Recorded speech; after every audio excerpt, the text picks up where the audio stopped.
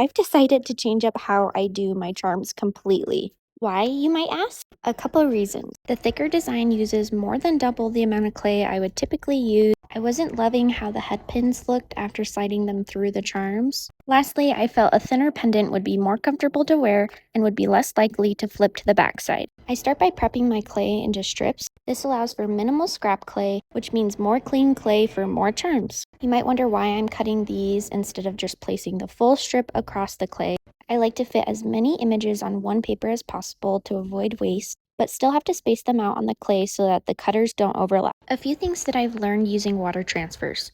Sculpey Primo or similar clay is the best clay to use to get full transfers that have vibrant colors.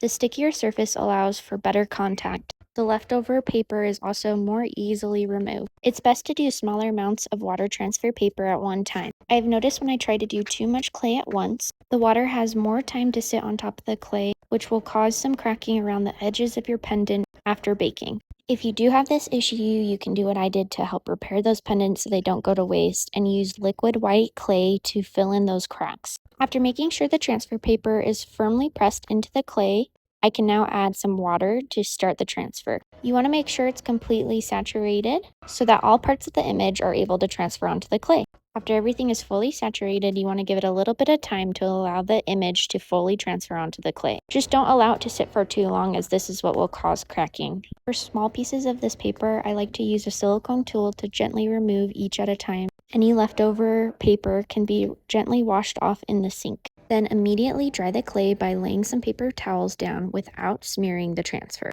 I find that using cornstarch over the top helps set the image and prevent it from bleeding while you work on cutting your clay. Through trial and error, I've already sized these images to fit my cutters nicely. I take my time here to crop these as evenly as I can. Now I like to pre-make my holes before baking so I do not have to do any drilling. After they are baked, I like to use some rubbing alcohol to go over the pendants. This helps clean up any leftover paper that did not come off prior to baking. Next, I use some acetone to clean up any image transfer smudges or lint that fell on the clay. Then I'm going to add my non-toxic glossy top coat. Yes, I'm using my finger. I found it the easiest to apply it nice and thin. I did run into an issue with this particular top coat. While this top coat should be fine with polymer clay, I believe it is incompatible with the water transfer paper. After multiple thin coats, I would still get this texture in the surface. So I checked to see if polyurethane would be compatible to go over this varnish. I tested it and it seemed to do the trick. There is much less texture, and I plan on going over all of my charms again with the polyurethane to get a smooth finish. And here is my example necklace.